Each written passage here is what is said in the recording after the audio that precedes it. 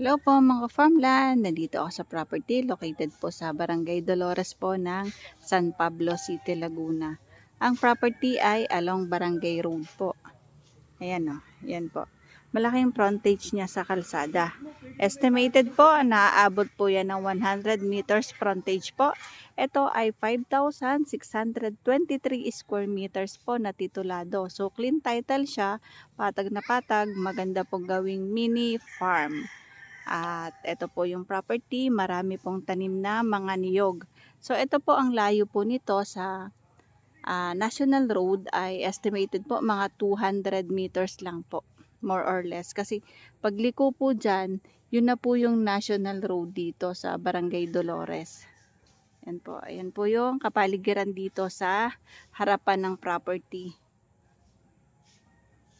So mga ka-farmland, yan po yung muhon, yung boundaryhan ng muhon. Okay. Ayan po, ito po yung isa pang muhon. Yung boundaryhan po yan kasi nitong isang bahay. Tapos diretso po yan sa may mga anong yan, sa may mga kawayan.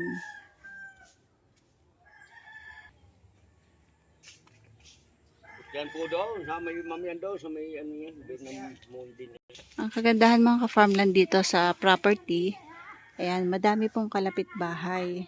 So nandun lang yung National Road sa kalsada na yan. Pagliko, yun na po mismo yung National Road dito sa Barangay Dolores. So at ang property po ay ito, ayan, hanggang dun pa po. So nasa higit po pala na 100 meters ang kanyang frontage. Ayan. Yan po yung nag-aalaga dito sa property. Patag ang property mga ka-farmland. 5,623 square meters po yan.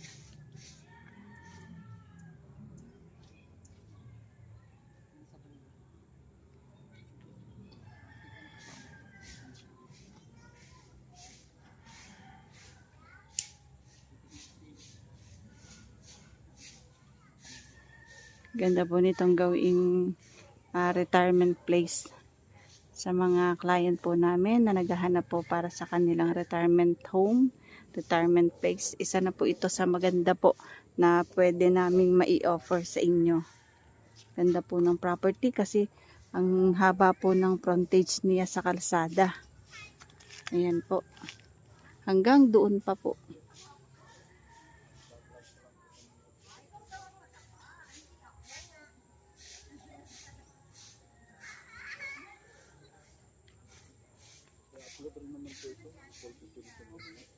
Yan po. Ang mga tanim po nito ay karamihan po ay mga niyog. Yan, meron din po na avocado. Tsaka po kaunting mga saging. Meron din pong mga guyabano dito po sa harapan ng kalsada. Meron din pong mga ayan, ano ba nga ito? Kamyas, langka.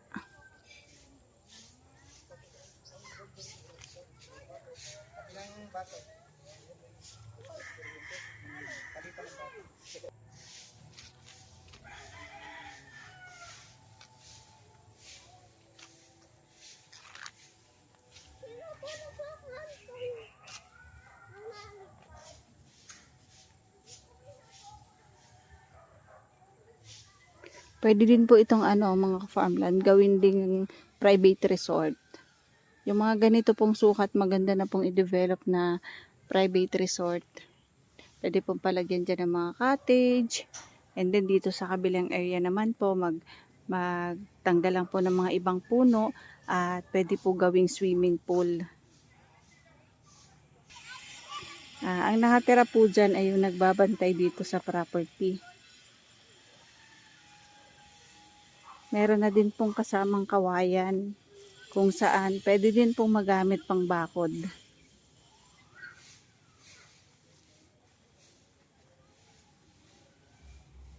About sa mga nakatira naman po dito, wala pong problema kay sir dun sa may-ari ng lupa. Sila po ay may pag-uusap kung papaano po sila dito. Yan mga ka-farmland, meron pong bakod.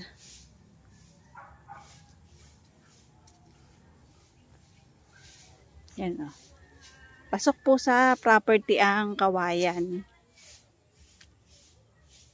Ayan po, meron pong bako dito.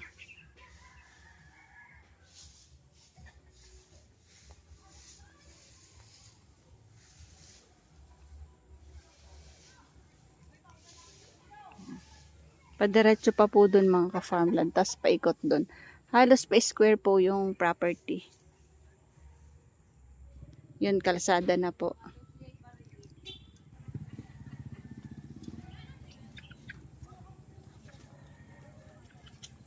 Ang boundaryhan ng property mga ka-farmland yan po. Yan, sa may niyog na yan. So, mountain view po, ayan po yung bundok dito na pwedeng makita. So, may mga takip nga lang po na dahon ng mga saging. Hanap po tayo ng magandang lugar kung saan po makikita nyo ang bundok. Yan po, bundok po yan ng Nagkarlan. Nagkarlan ba? Kalawan. Kalawan. Meron din pong dalandan at mga native na bayabas. Dami pong mamunga ng mga nyog.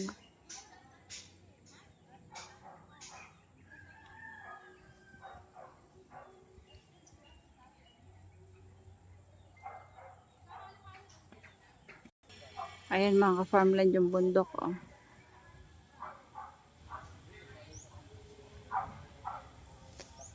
Yan. Yan po yung makikitang view dito once po na malinis po itong kapaligiran.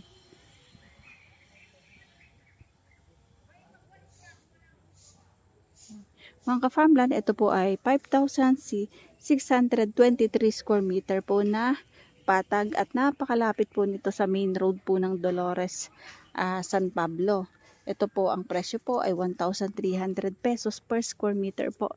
So about sa negotiation, sa may-ari po kayo makikipag-usap, hindi po sa aming mga ahente.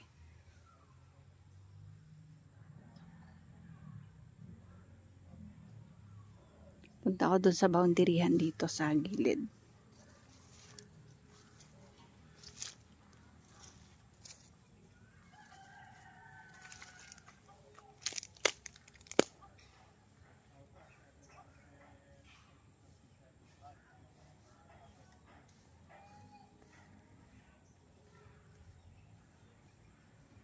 Ayan mga farmland, yung dalawang magkalapit na bundok na sinasabi ko na makikita dito sa property. So hanggang doon po ang property. Tapos tumabas dito sa, ito po yung mohon.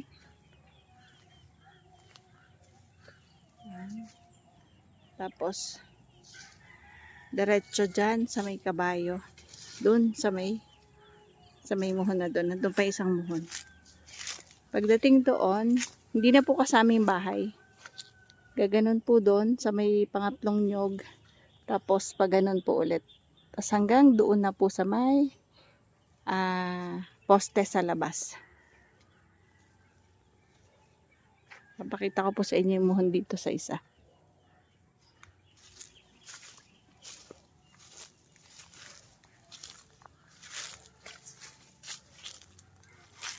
Nandiyan yung muhon. Ay isa. Ito sa may nyog ano. Ayun ang muhon. Ito. So itong nyog na pinagtatalian ng kabayo ay kasama pa sa property. So pasok pa yung nyog. Ayan po yung muhon. Tapos galing doon. Ayun. Papunta po dito. Tapos diretso papunta po doon. Wala pong problema sa daan kasi may mga ibang daan naman po yung mga nandito sa likod.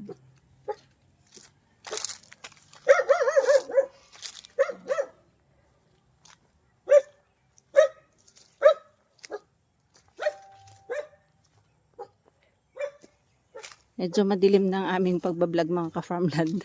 Hapon na kasi. So ito po yung isa pa pong mohon. Tapos gumanon. Diretso po dyan sa saging.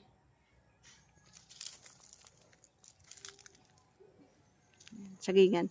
Tapos hanggang doon po sa may niyog po doon.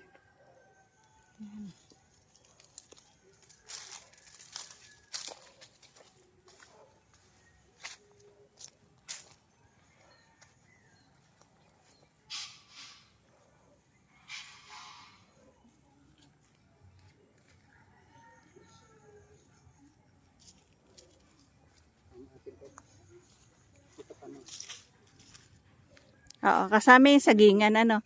Tapos hanggang dun sa may nyog, dun sa may CR na sinasabi.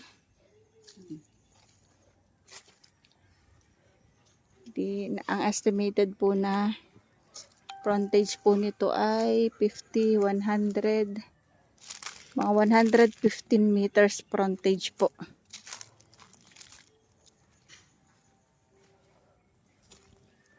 Kasi base po dun sa nagbabantay, nandun po yung muhon pa. So malaki po yung front niya sa kalsada. Kahit saan pwede nyo pong ilagay ang inyong gate kung sakali man pong babakuran.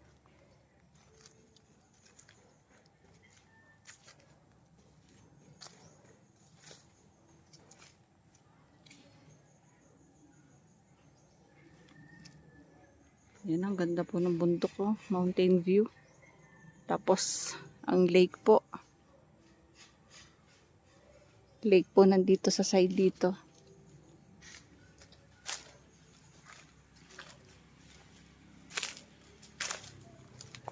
Hanggang saan, kuya? Hanggang doon? Bakod. Ah, may bakod na po dyan. Hawak pa rin natin. Hawak ko pa naman yan. Mm.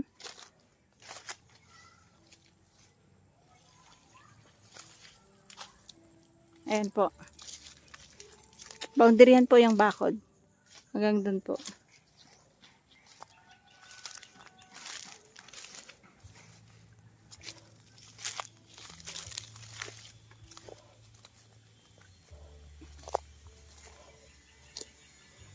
Haba ng frontage sa road. And then, ayun? Ayun, yung bakod. So, ayan, kalsada pa. Yan yung road. Hanggang dito po yung property. Ito po ay may mga muhon. Naka-intact pa po yung mga muhon. So, ayun. Yung location ni kuya. Yan, hanggang dyan.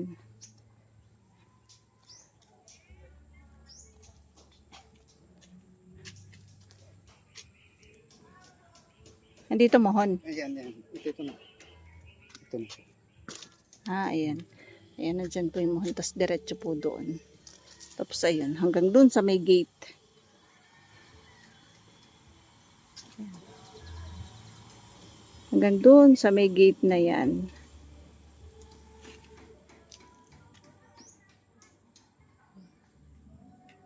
Ayan po ang kabuuan po ng property.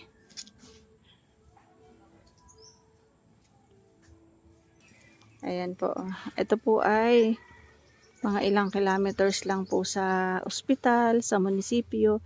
Estimated po siguro po mga 4 kilometers po sa ospital at sa munisipyo.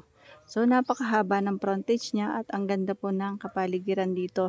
So sa mga client namin na naghahanap na yung may mga kapitbahay na, isa po ito sa maganda para sa inyo. Kasi yung iba po, gusto po yung may mga kapitbahay na.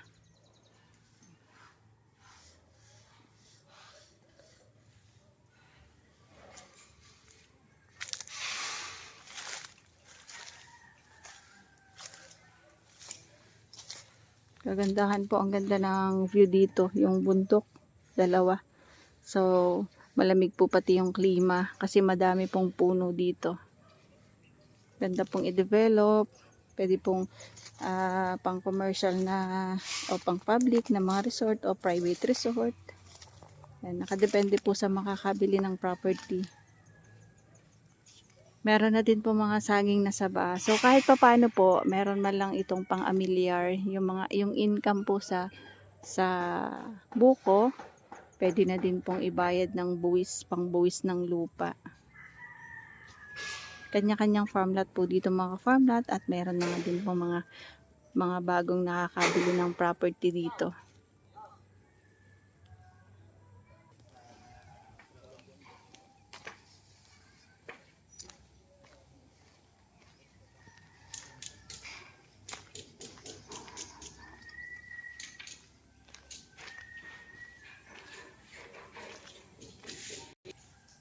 So, paano mga farmland? Bye-bye po. See you for the next videos. God bless po sa ating lahat. Maraming salamat po sa aming viewers, followers, and subscribers po. Ito po yung property. 5,623 square meter. Clean title, 1,300 pesos per square meter.